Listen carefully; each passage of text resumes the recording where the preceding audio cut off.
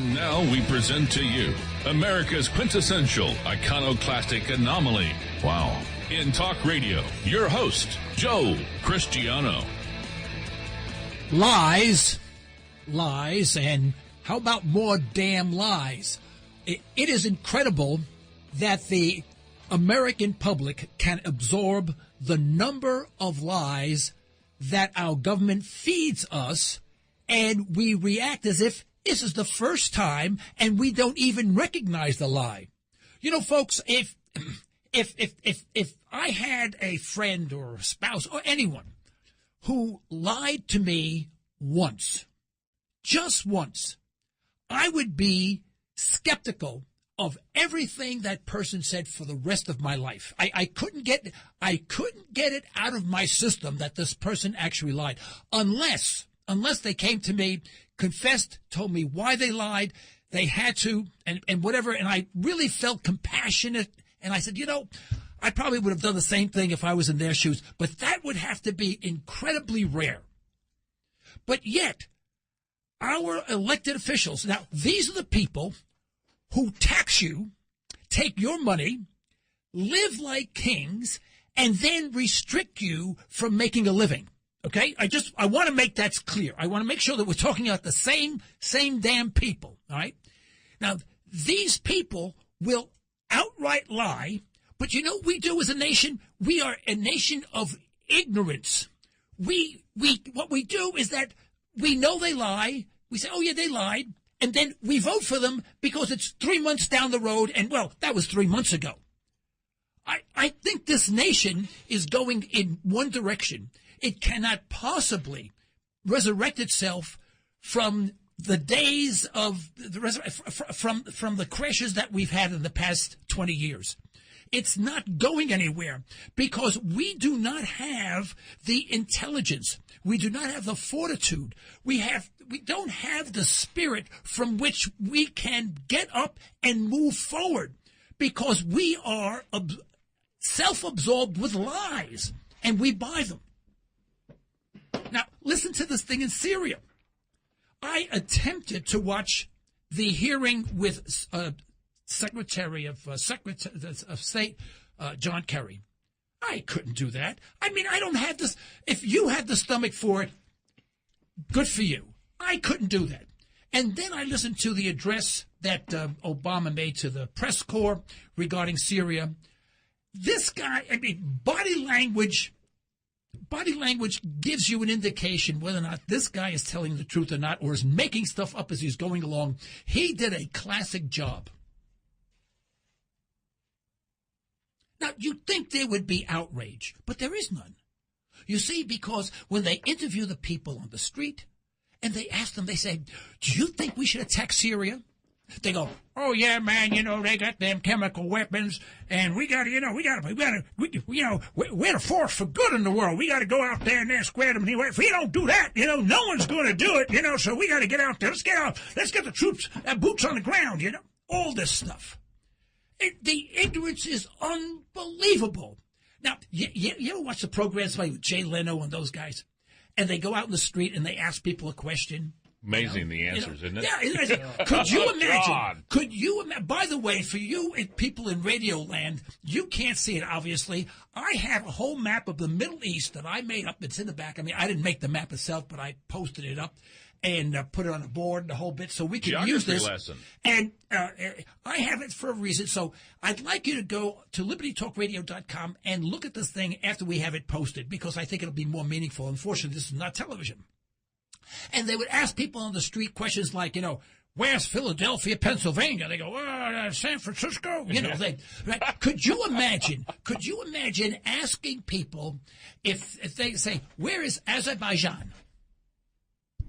They say, would you say about my mother, man? I mean, that's about the only answer. They would have no concept. They don't know. They're probably thinking you're talking about the latest refrigerator that just came out. They have no concept of that. And no concept of the Middle East, no concept of history. Now, who am I going to condemn? Yes, I'm going to condemn again.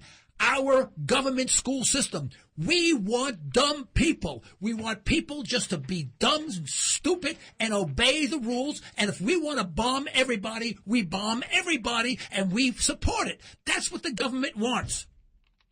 If you can't see that, folks, I suggest that you listen to some of my programs again and again, or play them, put them on a tape, play them while you're sleeping. It'll finally get into your brain that there's a big problem here.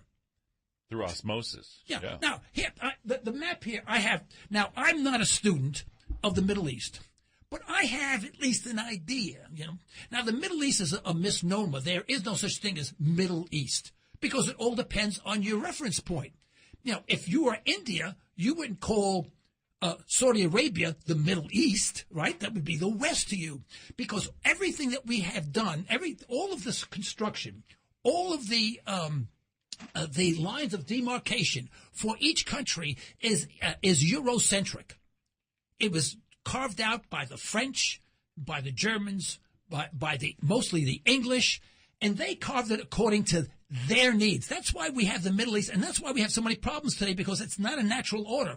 It's Eurocentric, and it makes no sense to them, but it made sense militarily to the European powers, and including the United States, by the way. I don't want to leave us out. So you have this big mess here, and people think that, damn Arabs. Well, first of all, they're not Arabs. Not everyone. Iran are not Arabs. They're Persians. Yeah. Right, they're Persians. Absolutely. They're Persians. The languages are all, there's got to be a dozen major languages, of which Arabic is only one.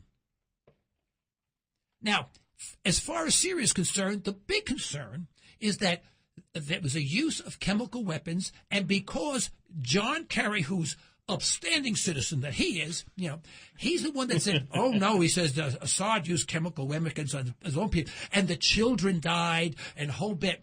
Well, how do we know that? Why wouldn't we say, hey, how about this is most likely another false flag? Now, a false flag, by definition, is a naval term. That's when a ship changes its flag to deceive another ship into thinking it's somebody else, a ship from another country. They call that false flag. It's an old naval expression. And they did that during war. They say, all right, take down our flag, we'll put down this flag, so we'll appear neutral, and then they fire upon them. And actually, in the rules of war, false flags are not acceptable. Now, we say, well, we don't engage in false flags. All right, contraire, Pierre, let me give you a little history. Now, we could spend literally hours or days on false flags alone. I'm going to give you a rundown. And by the way, I have several people here. I got a whole audience in the studio, and I'd like you to chime in, guys. We have Gary, we have Paul, we have Derek, and we have another Gary. Hey. All right. Hi, Paul. Hey, Derek. Hey, Gary. What's up? Hey, Gary. How we doing? And of course, my lovely wife, Joe. Erin, who's the most important person. Thank you for throwing me a kiss, dear. I love you. Oh, that's sweet. I do. I love the girl. She's wonderful. Now, let's start. I don't want to go back too far in time. Or we can go back to the Civil War. We won't do that. We'll go back to just World War I. Right? What was the catalyst of getting us in World War I? The sinking of the Lusitania. The Lusitania was a beautiful, gigantic ship, which was used, right, to transport weapons to the British against the Germans, right? But it was a passenger ship. Now, you say, hey, that's kind of neat. That's cool, man. That's really neat. You see, in war, there's a rule in war. You cannot use civilians as cover. In other words, if you have we wouldn't do that, would we? No, we wouldn't. No. No. In other words, you can't have an artillery and put a whole bunch of civilians in front of the artillery, say you can't fire back because you'll kill the artillery. That is a rule of law, international rule of law. And what did we do? We did exactly that. We gave them tons and tons of ammo, right? We're on that ship, and the Germans knew that. The Germans says, don't do that. We're going to sink that ship. They actually told us they're going to sink the ship. We put in there anyway, right? Had the people go on there unknowingly, right? Bingo, they hit the ship and it sunk. It only sunk in like 35 minutes and it was down. Gigantic ship, big hole they made, right place, you know. Of course, all the ammunition. Yeah, all the ammunition, all the stores basically in there blew up. It cracked the ship underneath and it went down. Well, why did we do that? Well, because we say, look what the Germans did. They fired on a passenger ship. We need to get into, another false flag. Now, let's say another false flag. Now, this one you won't believe, folks. You're not going to like this one.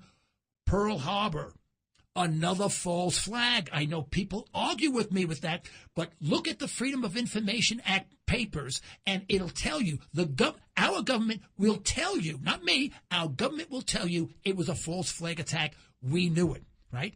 And Roosevelt sat in his office knowing it was going to take place, knowing all the soldiers were going to get killed. Just think, the world is at war. There's high tensions between Japan and the United States. Japan, right? And what are they doing? Playing badminton, and every plane was on the runway, unready to go. They were sleeping in Sunday morning. Unready to go, right. Yeah. And they had every ship lined up just perfectly to be sunk. And fortunately for us, those were the World War I ships, the World War II ships they took out of harbor. I mean, another false flag approach, right? Let's see if we can think of another false flag. Anyone can think of one? What was it? The Liberty. What? The Liberty. The Liberty. That's a beauty, because even the admirals in the Navy are saying that was a false flag.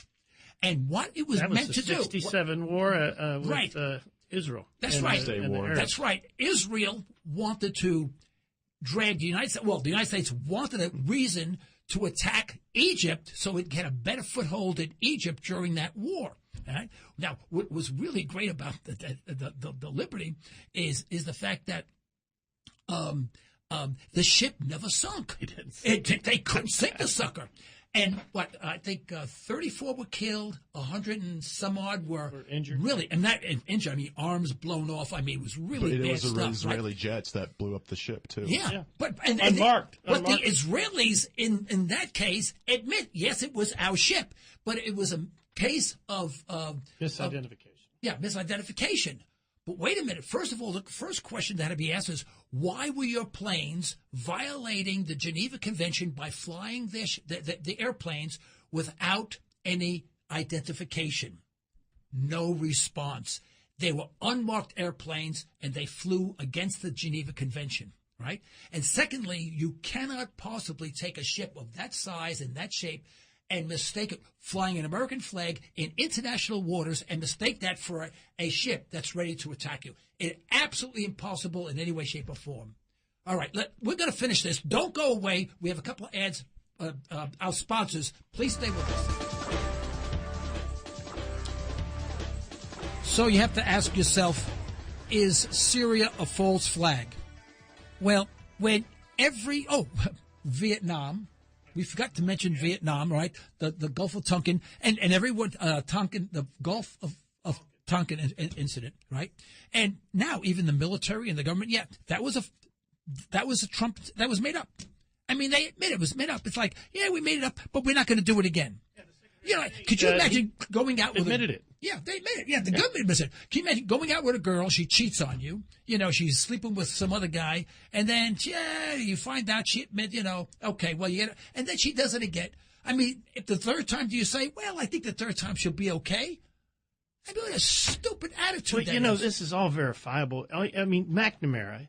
There's a video on YouTube where McNamara, in an interview, states that the Tonkin incident was a mistake. It was bogus. Oh no, I know. Everyone does. And the Liberty that there's a documentary, and it has all the naval captains that were on the ship, the admiral, everybody involved, saying this was wrong. I mean, they knew what they were doing. The Israeli you can just watch it. You can watch it. The Israelis admit it. The Israeli admit that they bombed the ship, and the only excuse that they had was that, we mistook it for a cruiser, or some stupid thing like that, and no one ever believed and President Lyndon Johnson knew about the whole thing. They sent him in there to get shot. Oh, they know. And they believe me, these guys are criminals, and they know. And we had criminals in office back then, and guess what? guess what, folks? You think it's Still changed? there. I don't It's think worse. it's changed at all. It's worse. It hasn't changed at all, And one thing we don't talk about, because it's so sensitive and people lost their lives, is, what happened in 9/11. All of a sudden, oh, no, you don't think the United States had anything. Oh, come on. Oh, please. I mean, we have something to do with everything. There is some, and I'm not going to get into that because that'll take up 5 shows, and it can be proved that there was some sort of complicity in that, okay? But let's not go there. Now, let's get that out of the way. Let's assume, all right, well, Joe, you're a madman. You're screaming and yelling and hollering. You give me a headache. I concede. All right, I'm wrong. All right. Then the next argument would say, well, we don't think it's a false flag. They said Assad. Well, first of all, they have to prove it was. But why would Assad? Yeah, that's the thing. Why would Assad use chemical weapons and place the international community against him? That's a desperate desperate move, and he's got that's not tanks. Desperate. That's stupid. And all they've got That's is AK-47s. It's just dumb. Yeah, and then but what if we planted it, or the whoever what was against us, the rebels? The rebels are against it. If they did it, they can say, "Ha, look, he did it." That makes sense from a war point of view, right? Yeah, they're not rebels. Gotta set him up. They're not Just rebels. set him up. These guys are Al Qaeda. I mean, Whatever that means. And I have to be honest with you, whatever the hell that means. Well, it's the Muslim Brotherhood. You got all these groups, and they're all against each other. I belong to the Italian. How about that thing you Brotherhood, read last week? It was hilarious. This group against that group, and now, of course, if that group is, it was just. Oh yeah, I mean, you can't. Impossible to figure it out. It's like spaghetti. Yeah, but we have to, because even if there's only a good chance of this guy using chemical weapons, just for that alone, we should morally go in there and depose this guy, because just the thought of it possibly happening, we should take action. And then I say, here's my answer to that. You don't think we've done that? Oh, wait a minute. Let's recount a little bit of history that we don't like to think about. World War II. The Japanese surrendered. And then they surrendered. And then they surrendered again. And we refused to accept their surrender. Why? Because all they wanted, it was an unconditional surrender with just one request, that they keep their emperor out of respect to their culture. That's it. England had a king. Why not? Yeah, the emperor had no power, was going to have no power. They just did not want to depose the emperor. And we kept on saying, no, no, no. And we knew they couldn't accept it because it was their culture. They couldn't accept it, right? So what did we do, right?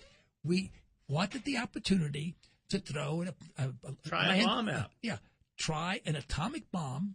See what it do. Not in the desert, but on people to see what the effect would be.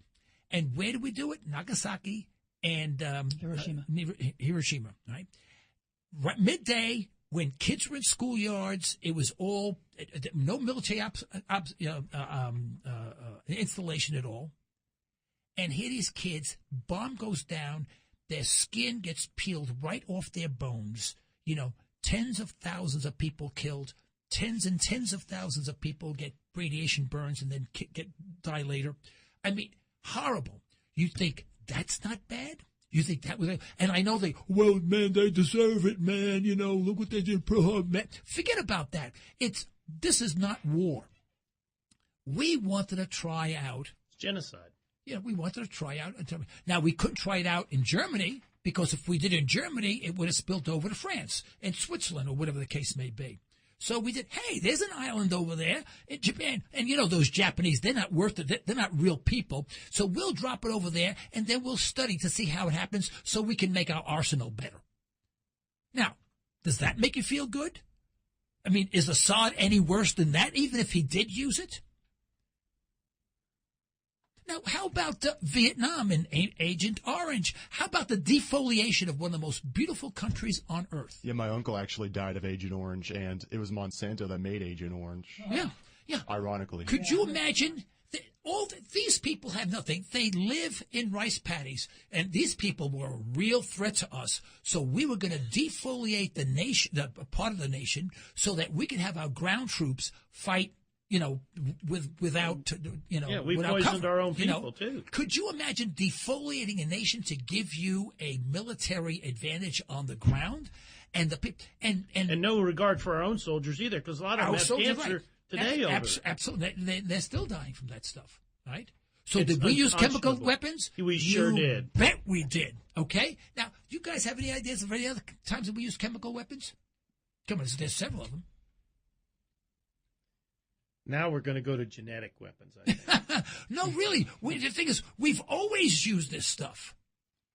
We've always used some sort of chemical weapons in a way, but not in the same manner as the rebels probably have used.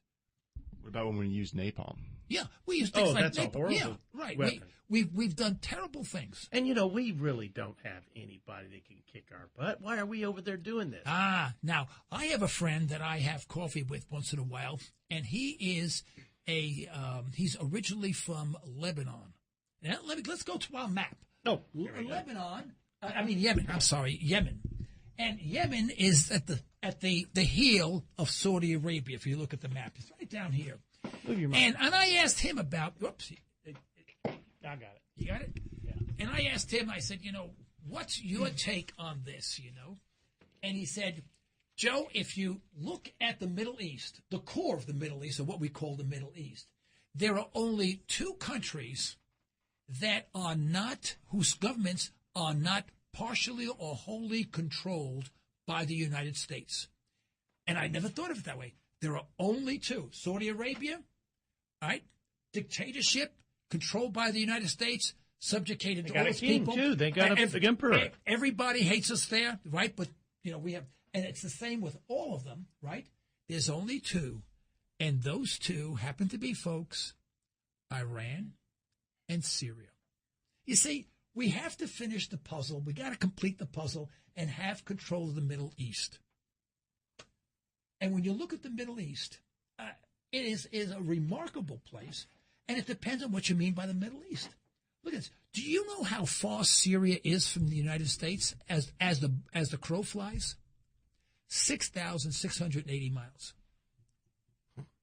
I mean, you need a big size ICBM to transfer. And it's going to be in the air a long time. We have time to shoot it down. Right.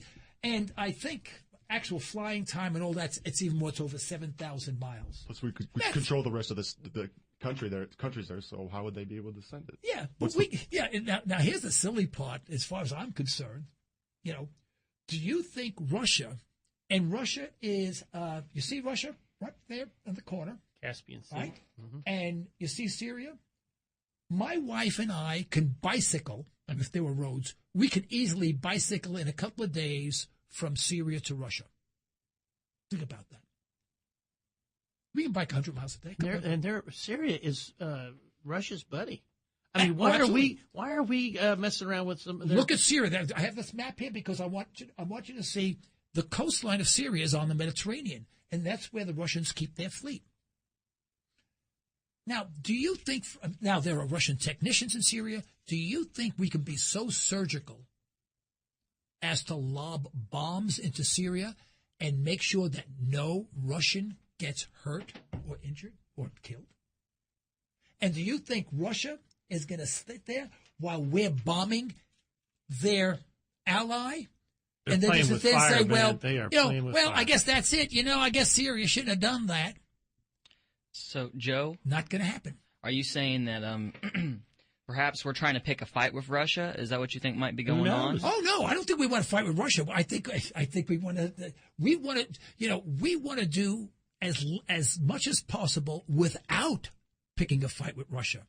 We want to take those other two countries. Right, That's what we want. We want they're Iran. Not part of the we want Iran, and bank. we want Syria as to be the same as Saudi Arabia. Actually, same as Israel. So Jordan has been our allies. Same with Egypt. The same with Turkey. Well, the reason they're not part of our friendship is because of the banking systems are not the same banking system Okay. we have. Now, you can go there. I know. I got to cut you off because we have a hard break right now. Folks, do not go away. We have more to come. Thank you.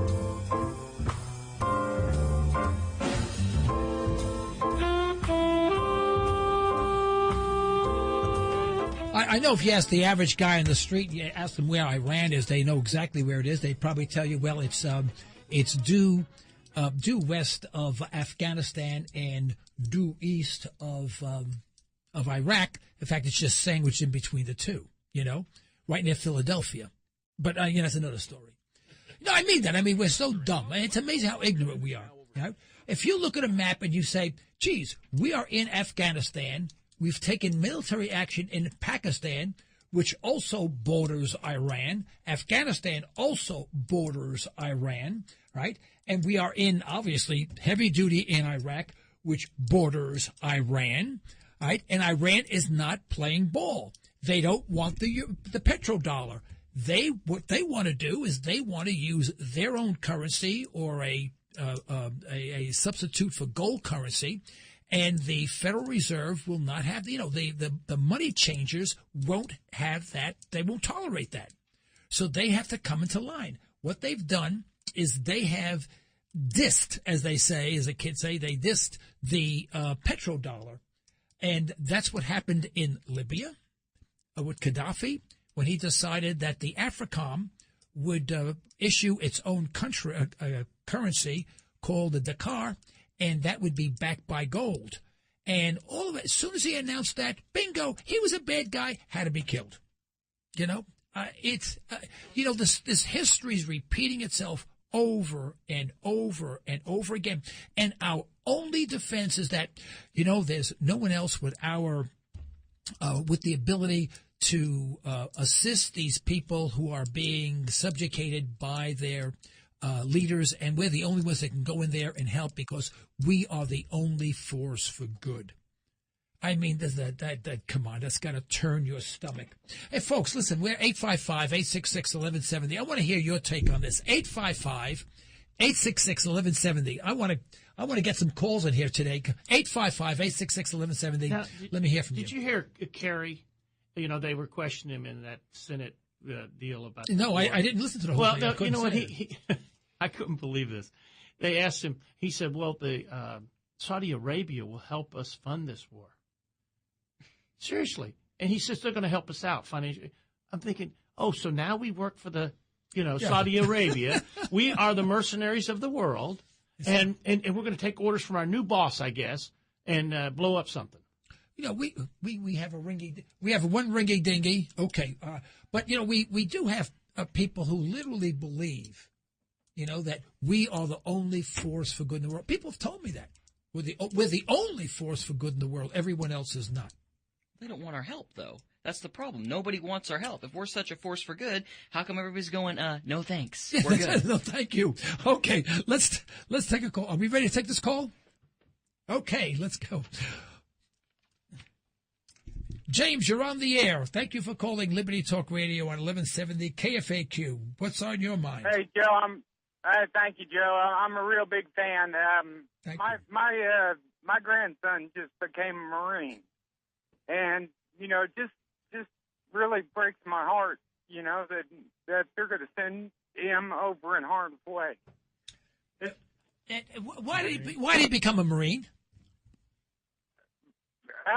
Because he wanted to do something for his country. I have to ask you a question. I raised him to believe that, that you're a patriot. He's a real patriot. But he's not doing the patriotic thing. He's doing the. Well, don't get me wrong. I'm not chastising anyone because this is something that it confuses the hell out of me. Is that people are saying, my wife, she has an audiology practice, and people go to all the time. She has older people, and they have a lot of grandsons. They go, my grandson right now is going over Afghanistan. I'm really proud of him. And of course, you can't say anything. You're scared it's not an argument You're scared there. for him. But aren't any of the parents saying, "Hey, guy, guess what? You're not being patriotic by going over there and having them listen to this program if they can't explain it." I mean, isn't anyone speaking to these kids? No, they aren't. except for grandparents. And, you know, we really, seems like the more time goes by, the less we mean.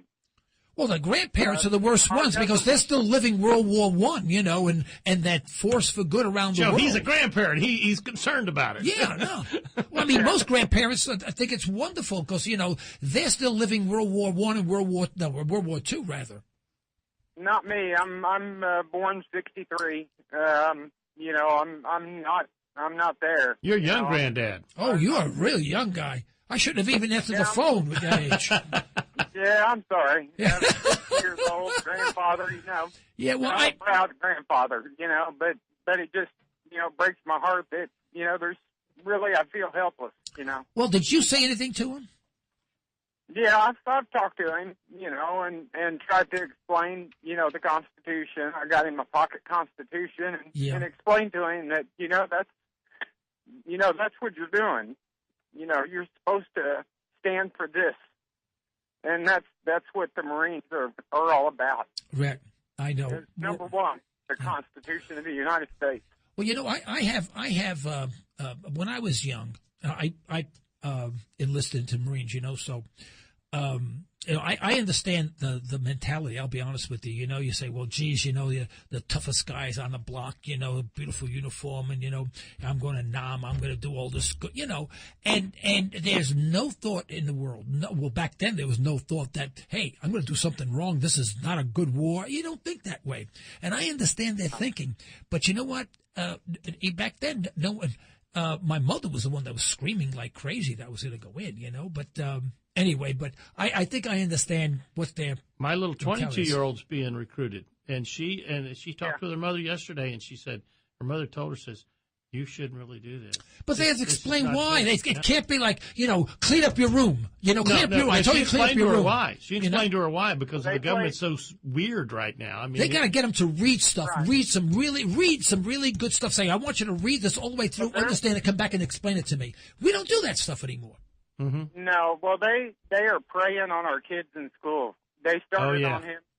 They recruit them. Recruiters in high schools. Oh, yeah, junior high, they started. They're good, boy. They had me fooled, I'll tell you that, you know. Yeah. They sure 16 did. 16 years old and they're recruiting him, you know. So I really, you know, I talked for 2 years trying to change his mind, and it didn't work. Well, a lot of soldiers, though, once they get in there, when they get out there, they start talking among themselves, and a lot of them are seeing this and waking up. And we need some guys in there that are woke up. So, but what's amazing is that, you know, when they wake up, when they come back, the older that come back, they go, I don't think this was such a good idea. Yeah. You know, really. I mean, if they come back alive, you know. Yeah. All right, Jade. Hey, thanks a million for calling in. Hey, thanks for your listenership. I sure do appreciate it. Thanks, Joe. All right, take care. All right, thanks. Bye.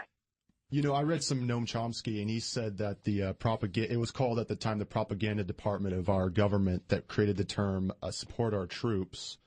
And it's an interesting term because you can't say I don't support the troops because then you're anti-American. You can't say I support the troop. You can't say I don't support the troops because you're anti-war. You know, it's sort of a mix. Oh, yeah. I would say support our troops, your wife, bring them home is what you need to say. Well, it reminds me of, you know, by the way, hey, Gary, tell me, do you enjoy beating your wife? You know, how do you answer that question?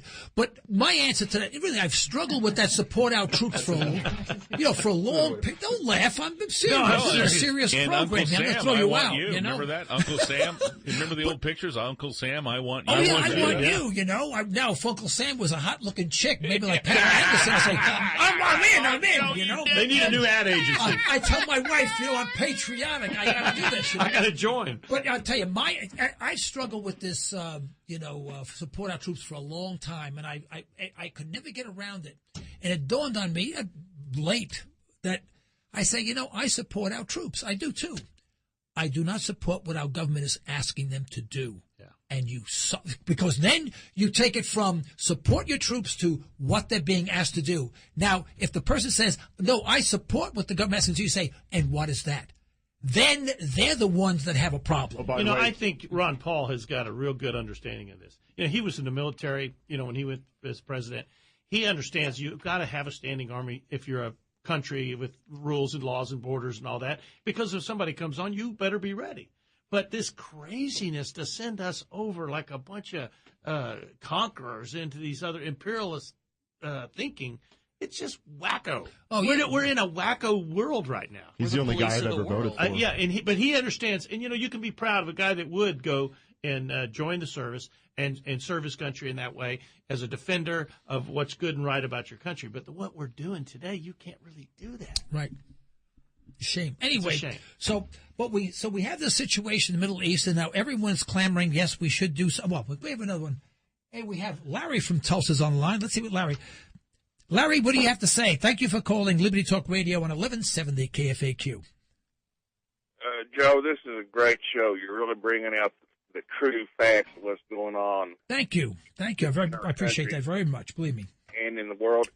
And I think it'd be interesting to take a look at some of these senators and the drum beaters, where they keep their money in their portfolios. How many war companies are these guys invested in? Oh, tank companies. Absolutely. You see, the way the game is played, when you go in there as a junior senator, a junior congressman, all right, and you really want to make things right. You tell the people, boy, we're going to clean up Washington.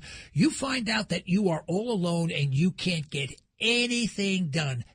You're not in the appropriations committee, no subcommittees, no nothing. In other words, you're shunted. I mean, it's like being in a neighborhood. Remember the old days where no one would talk to you? They give you the silent treatment. You get the silent treatment. And after about 2 terms of that, you quit. And the only people who stay are the people who say, okay, what do I have to do? And then they become part of the system. And that's how it's rotten. And it stays rotten. Like that. You know, I tell you, I had an uncle. I talk about this. My good old Uncle Louis. He's part of the mafia. Back the only rotten apple in the entire family. I got a whole bunch of hardworking slobs in my family. I mean, all of them. They worked like slobs. Good, honest people. My Uncle Louis is a bad guy, but he taught me a lot. I learned a lot about the mafia. And I'll tell you one thing: they had more morals than our government does. I'm telling you, they did. I mean that sincerely. I mean, if they did away with somebody and if someone was sick, they say, hey, Gene, go over there and make sure Mrs. So-and-so's got everything she needs. I mean, they had a conscience. I mean, these guys are criminal and they had a conscience. We have people in office that are criminals with no conscience. And you know what we do? They steal our money so they can have fun, and then we vote them in office again. Motto to me, I'm going crazy every time I think of that. Hey, thanks a lot, Larry. Other calls coming on. Thanks a lot for calling. Oh, Joe. Mercy. Okay. One of a kind, isn't he? One of a kind. We have Kathy on the line. Kathy, thank you for calling Liberty Talk Radio on 1170 KFAQ. What's on your mind? Well, Joe, how are you this evening? Oh, I don't know yet. I'm getting a headache, I think. Well, did you hear the latest what McCrazy said? No, I haven't. Tell me. Be more specific. Tell me. Well, he said that Allah Akbar is like somebody saying, oh, thank God. Oh, I saw that. Yes. I'm sorry. I missed that. Would you say? Yeah, Allah Akbar. He says, every time a big explosion and they're blowing things up and they're all going, Allah Akbar, Allah Akbar. Yeah. And they're just the rebels. No, they are Muslim extremists. Yeah. But he says it's like saying God bless. Yeah. I heard that. Yeah, it's like saying, well, you wouldn't have a problem with the Christians saying God bless. That's why I call him McCrazy now. McCrazy. McCrazy. I like that. I like crazy. The McCrazy. Gray-headed McCrazy. Yeah, would you get on CNN and do that? Say that, please. Oh, Lord, that was so funny and sad at the same time. Yeah. What's your take on the Syrian situation, Kathy? Frankly, I think we should stay out of it. We don't need to be there. If they were going to do something, they should have done it a year ago instead of now.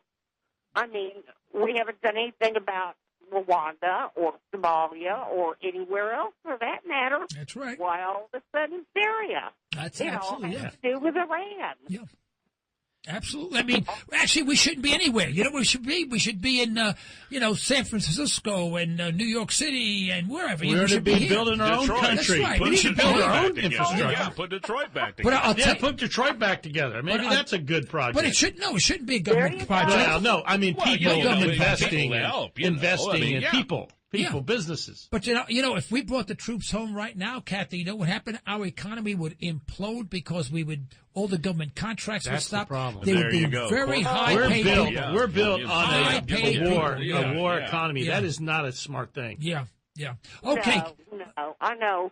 I have a nephew who did 2 tours in Iraq, and when they got back, they were told within 15 months they were going to be in Afghanistan. That's when he decided he and the Army were going to say adios.